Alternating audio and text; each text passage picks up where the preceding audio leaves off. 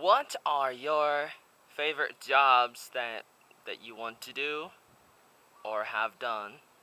I'm Oatmeal, this is my bowl. Here's a list of my top 10 jobs that I want to do or have done. We're talking about jobs, careers, occupations, things that you want to do with your life when you grow up, or things you want to continue to do for careers. Number 10, carpenter, landscaper, person who, works with their hand, gets dirty, does a hard work, kind of like my brother who is an airplane engineer or mechanic. Those kind of things are things I've done sometimes, like especially with my father growing up, because my father is a landscaper and sometimes a carpenter and other things related to that. A little bit of a mechanic and a plumber, and so I've done those things, and I'm built like my father, so I'm like a gorilla, and I tend to be strong like him at times, and I got lots of potential, and I can do it. I can be strong, and I can do things with my hands, and it's okay, but it's not my favorite thing. But I've done a lot of different things, like building things. I always want to like build things with my hands.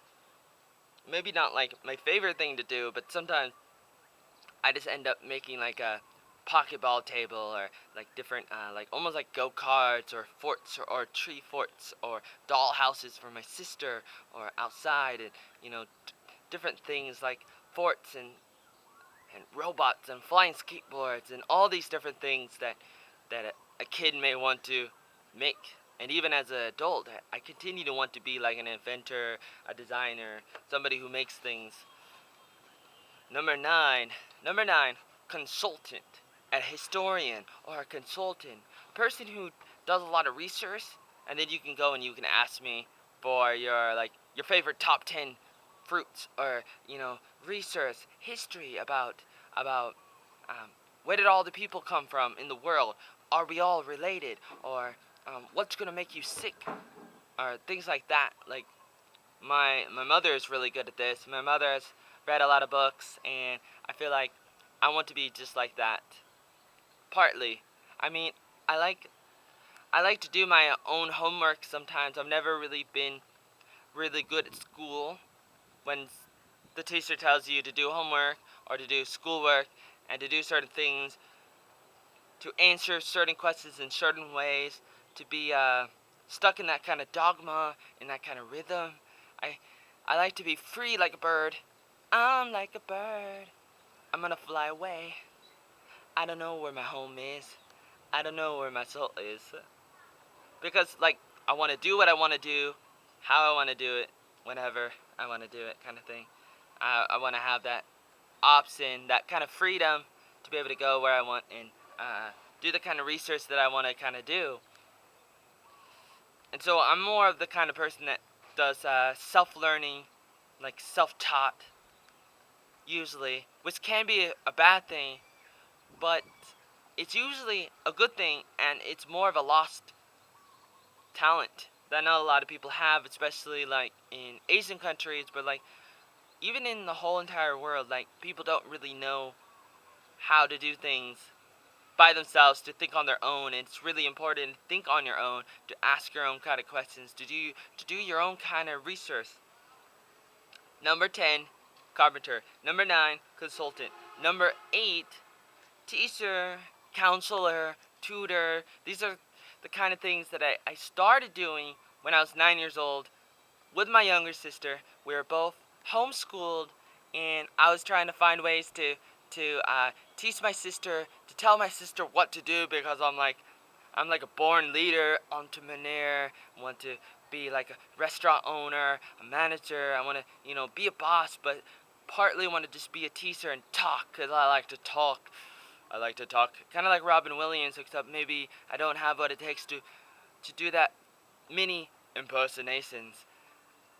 But I still like to, help people as a teacher or a counselor.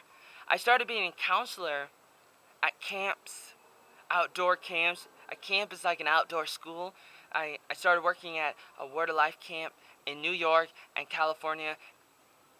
First in New York, in the winter in January 2005, and then later in the summer in New York and California, and also in 2006, and then Oregon and California for the Salvation Army, and I also worked.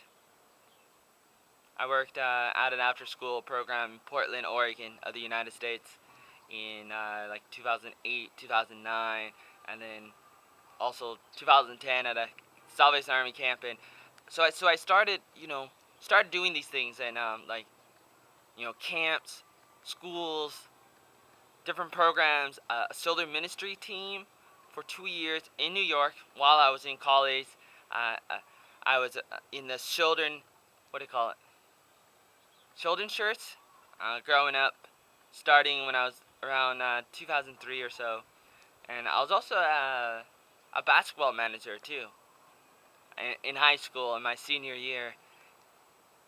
So I kind of like to talk a little, as you can tell with all the videos, right? Just talk and talk, and like I can talk for 2 hours, and so I kind of like being a teacher.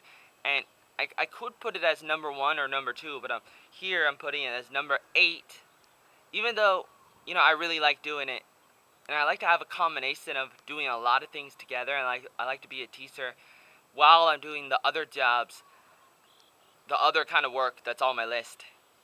But for now, I'm just going to say number 8, teacher, counselor, tutor, those kinds of things. I think it's very important, especially for children. You want to make the world a better place for children, which is our future, our tomorrow. And so you want to try to spend time with them, try to teach them things that will help them with their lives, so that they can problem solve and make the world a brighter place for tomorrow. You want to give them enough skills. You want to pass on certain things to the next generation before certain things die and gets lost. Certain skills, certain ideas, certain principles, certain morals, certain I don't know, trivia, even history, facts, anything. And it takes a lot of time. It takes a lot of patience as a teacher. You gotta be steadfast, and you gotta be consistent, and you gotta be patient. Stick in with it. Stick with it. Stick with it. As a teacher, as a mother, as a father, as a parent, as a family member, as a counselor, stick in it. Never let go, like Leonardo DiCaprio did in the Titanic movie. Jack, the character Jack, he let go. Never let go. No, no. I'll be there for you, you. Never let go. No, no. I'll be there for you. I'll be there for you. So you gotta be patient. You gotta wait. You gotta be consistent as a teacher. Very important job. And being a mother, and also kind of like being a father too, but mostly being a mother is the most important job in the world, I think, as a human. Besides, talking about Jesus Christ and his job as the creator and savior, being a mother is very important. In a way, God is like a mother to all of us. In a way. Not directly, not literally, but being a mother is very important. Being a teacher is secondary to that. It's almost as important. But on my list, it's not second, it's number 8. Number 7, designer, editor. I can do editing, and I started doing editing. First, my mother would edit what I would write when I was about 10 years old, and I would write things, and my mother would always say, "Oh, you need an editor." But now I'm to the point where I have been an editor, mostly because I've been a teacher here, teaching English in Vietnam since 2012. Now it's 2014, and so obviously my English skills, it's going to be a little bit better than some people in Vietnam where their first language is Vietnamese and not English. So my native tongue kind of rules, since I know English a little bit better. So I like to edit and also be a designer, like art designer, a web designer. Those kind of things are interesting as an artist. I like to do those kinds of things. Be a I don't know, costume designer a little. Be a interior designer where I move around furnitures, which is something I did a lot growing up in my brother's room, and I always had to share my brother's room until I was about 15 years old, and he went off to college, and I started high school. Before that, I was homeschooled, and that was better, but then I was more busy. But I still, I started moving things around, like trying to reorganize the room, our room, me and my brother's room, since I was about 10 years old or so, in 95, and like I would wait until my brother went to school, and then I would try to move things around, and then I don't know what my brother thought of that. Like, he can get mad at me, but what's he gonna do? Like, tell me to put everything back? But like, I did it a few times, and he's like, he comes home and he's like, he moved things around again. That's the kind of person I am. I like to, kind of like as a perfectionist, and as an artist, like, I like to move things around and try to make things perfect. And then I'm like, I always thought about it in my room, and I was like, okay, see, my bed is here, but how can we maximize the space? So we put the bed on the other side, on another wall. Could we put something in there to condense the space, to compact the space somehow? And I thought about that, and I would draw pictures and diagrams, try to figure out. Even as like 10 years old, I was thinking about this just for fun, and I would draw pictures of imaginary houses, how I would live in a really big house with like hundreds of rooms, like Michael Jordan's house or something, or in a mountain, or a small house, but mostly just like a big house with all these like TVs and all these different things for like really rich people, and I've never really been that rich. And also I would think about practical things like my actual room, my actual house, my actual trailer in the ghetto in Forest Grove, Oregon, of the United States of America, and then I would actually go and do it. Sometimes even when I didn't even know if it was gonna work, and I didn't even use a tape measure to measure, if it's gonna fit, if I could fit the bed in this corner or that corner, and I would just try. I would use all this trial and error, and I would just like pick up heavy things or try to put it on top of other things, other furniture, and sometimes there wouldn't be enough space. And I was like, it doesn't fit, because like sometimes I just want to measure, and then like I measure and I'm like, oh man, the ceiling is too low. Oh, I can't fit two things on top of each other. Oh no, it's not gonna work. But then I don't want to believe myself. I don't want to believe the numbers. I want to try anyways. Or I don't want to take the time to measure, because I feel like, if it's gonna work, it's gonna fit. And if it's not, then I'm gonna find out the hard way. And I would do it, and I would be really interested in finding out if it's gonna work.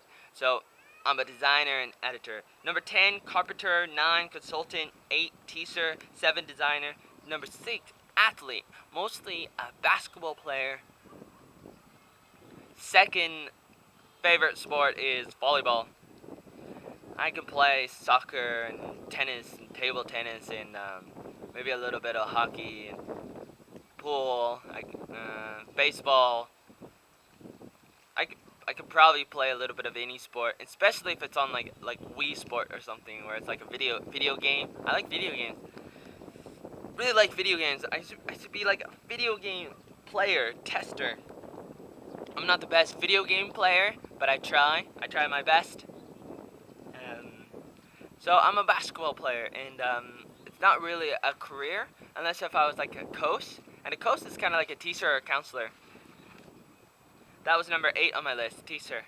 But so it's sort of like a coach, a person who helps people do other things, like an athletic trainer or something. There could be something related to sports that I could do if I'm not good enough as an athlete, like a Michael Jordan, because I'm not tall and black in the NBA. But I wanted to do that. I wanted to be tall and black and in the NBA since I was about 8 years old. At the same time, I wanted to travel the world and help people and make movies since I was 10.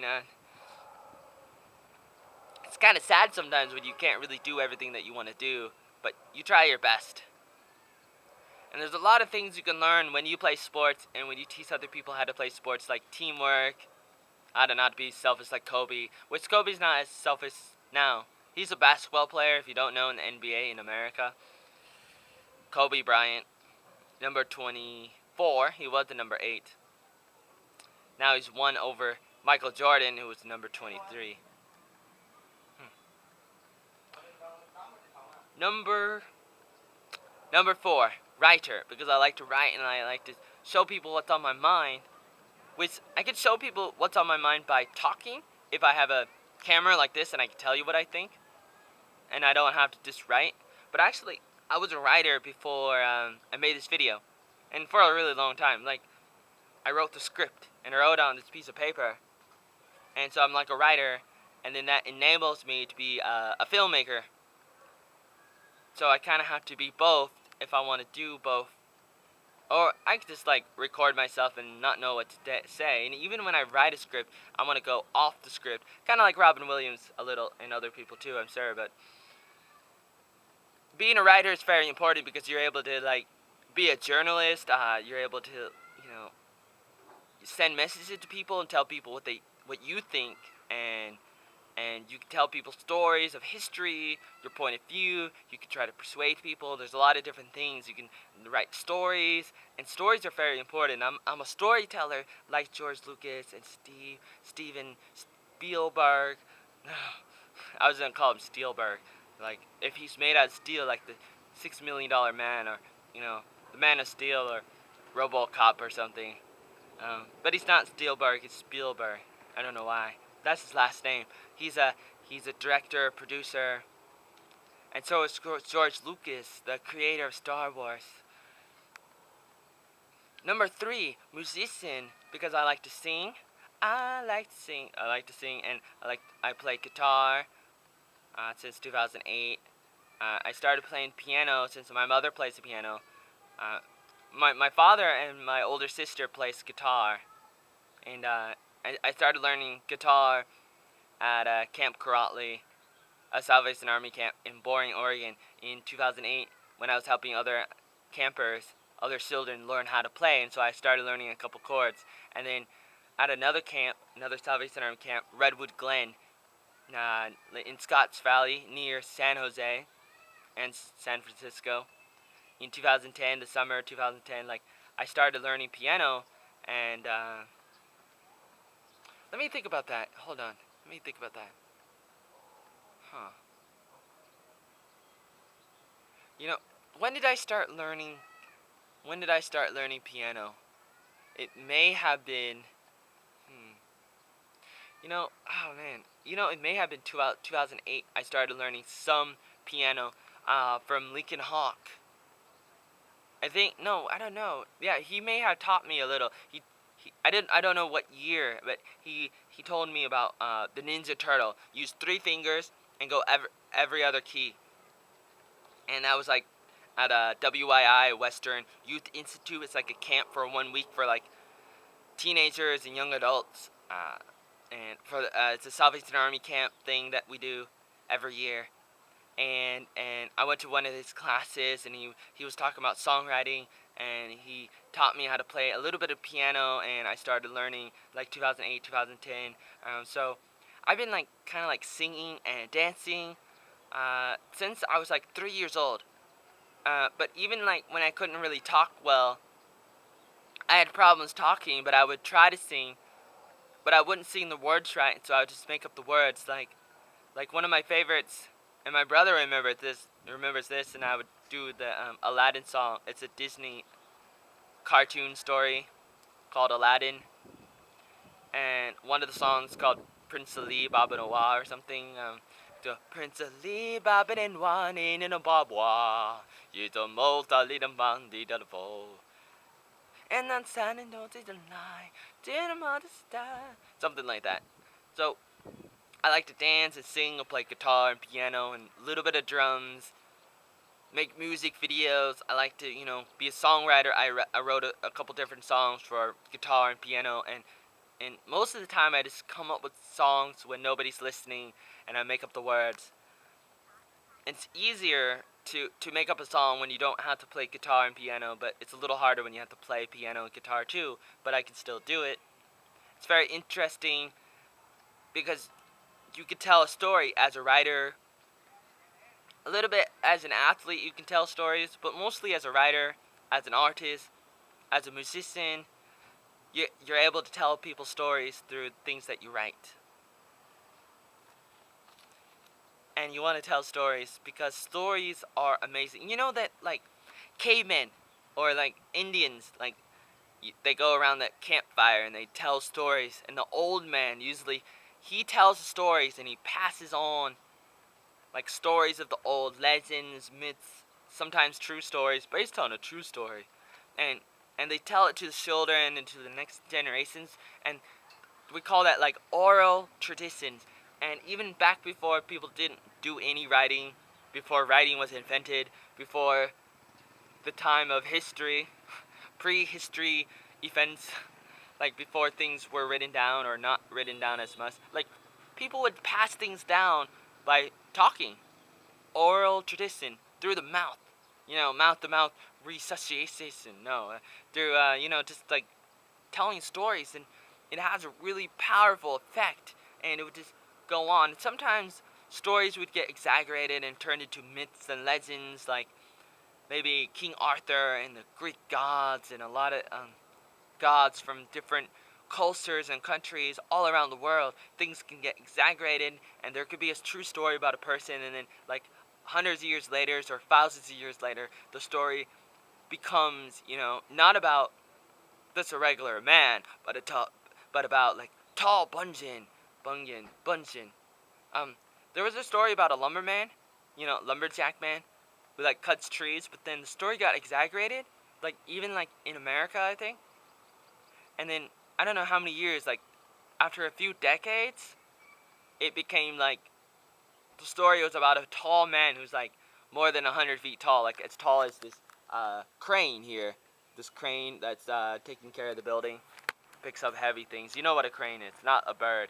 I mean, it's a bird too, but it's also a big metal thing that picks up things. And like Tall Bunyan's really tall, but he wasn't really that tall, or was he?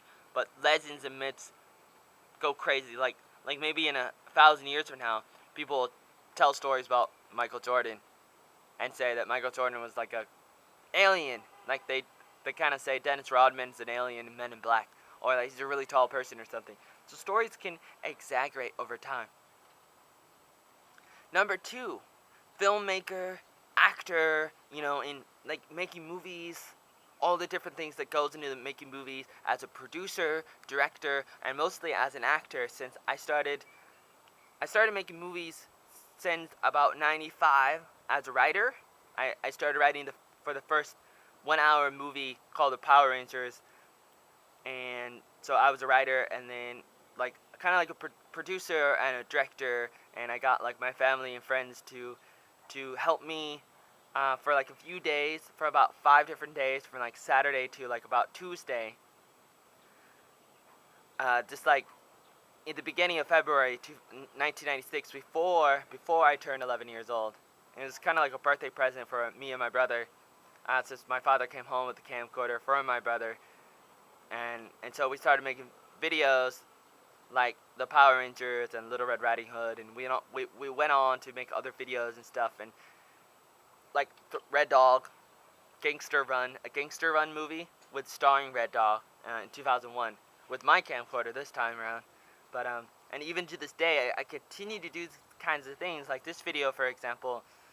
Some of it I'm not totally happy with, but because as a perfectionist, I always want things to get better. Like George Lucas, I'm never happy, but I try my best, and then I kind of force myself to put things on the internet, because if I don't, I never will. Because I'll always be like, oh, it's not good enough, and I'll spend like weeks or months or even years or even more than a decade trying to make something look better, trying to tweak things, and then people will never see what I'm doing, whether that be in the art or in the music or in the videos or the things I'm building, whatever it is. As a perfectionist, it's really hard to do things and to be happy with the things I have, but I have to try. I know a lot of times people look at some of the things I do and they say, well, you're not really good as a teacher or as a filmmaker or as a writer or as an artist. I've heard people say bad things about everything I've done, and so in a way I failed. But in life, when things get really hard, you shouldn't just like stop. You should keep on trying. Unless if you're not really good at something, then maybe you should stop. Maybe. Number 1, one of the most important things, I would say filmmaker and teacher. Those could be my top 2. But for now, in a way, number 1 is a missionary, like a person who tries to help people, whatever, like whatever you need as a servant, missionary. I'll be your hands, your feet, your body, your ears. Like I try to help you in whatever you need. And sometimes being being a missionary, being a helper, it means like being a filmmaker. It means being a teacher. It means, whatever that I need to do at the time. A carpenter, maybe a landscaper, a plumber. Even though some of those things you would say, well, you're not qualified. You're not a professional carpenter. You're not a professional teacher because you don't have a certificate yet. And, all these different things. And you can argue all these things like, well, leave the professional things to the professionals. And sure, okay, maybe if you got the money to pay the other professionals to do it and not me, and you can talk to them and they can come, that's great. You can get them and I can play video games and not be useful. But I like to try to be useful whenever I can. Whenever I can. I don't know how often, but sometimes I like to be useful. And I like to be a missionary. Since I was about 8 years old, I drew a picture of me on a platform with wheels and balloons where I can be a motivational speaker. I like to be a motivational speaker. Can I put that as a number one? And there's wheels on the platform so that like an ice cream truck, I can run around the neighborhood, the city, and possibly even the world. Maybe the platform turns into a boat, and the balloons is something I see from the car dealerships where they have balloons, and you can see them from far away. Back before the trees hid them in Forest Grove, the trees were still small, so I could still see the balloons over the trees. I used to be able to see McDonald's too, the McDonald's sign. They used to have a big McDonald's sign, and I could see it almost from my house, back before the trees were too tall to cover them up. But you'd like to have something outside, like the Wall of China or like the Statue of Liberty, something big where everybody can see, like the Egyptian pyramids, something really big that people can see, like balloons, and then travel around, and then people can see you and they can come to you and they want to listen to you so you can inspire them. And I want to inspire people, and I want to try to help people sometimes, try to be a servant, because life is for service. That's what I heard from ABC, Appalachian Bible College. And you should try to be there. You should try to be there for other people in your careers, in whatever you need to do. Sometimes maybe you need to work overtime. Sometimes you need to do things and not get paid money for it. And that does not make you a wimp. It means that you have a bigger heart. Because as Winnie the Pooh always says, sharing is caring. And it could be really important. Very important. So try your best to be there for other people. Never let go. Like Jack in Titanic. Don't let go like he did. Don't make that same mistake. Learn from the past. Don't dwell in the past. Expand. Move on to infinity and beyond, as Mr. Buzz Lightyear in the Toy Story would always say. Because I really like Tom Hanks. I really like, who's the other guy who played, I can't remember who played Buzz Lightyear. The guy from Home Improvement. Can't think of his name. Tim Allen, that's right. Tim Allen. Smile, put a smile on your face, and make the world brighter. Put a smile on your face, and what's he gonna do? What's he gonna do? What are your favorite jobs that you've done in the past, or things that you wish to do? Let me know. I just told you about 10 things that I've already done. I sort of done all these things to some extent, different degrees. All these things on my list I do, and other things too. And I want to continue to do them, and I want to, continue to expand upon, get better at the different, talents and gifts that I have, so I can be more useful to the world, learn new things, try to get better at doing different things, be an entrepreneur, start businesses, start organizations, be a businessman, be a missionary, write songs, make movies, be a writer. I want to do all these different things as often as I can. But let me know what are the things you've done? What are the things you want to do or continue to do? This is my top 10 jobs that I've done and want to continue to do. Number 10, carpenter. 9, consultant. 8, teacher. 7, designer, editor. 6, athlete, basketball player, coach, athletic trainer. 5, artist, cartoonist, illustrator. 4, writer. 3, musician. 2, filmmaker, actor, director, producer, behind the scenes man, and especially actor, director, producer. Number 1, missionary, helper, servant, motivational speaker, whatever you need me to be, chameleon. What are your top 10 jobs that you want to do or have done? Let me know. And eat some oatmeal. Be oatmeal. Number 1 could be oatmeal. I just want to be oatmeal. I just want to be myself. And you can be yourself too. Never get away from being yourself. Okay? Okay.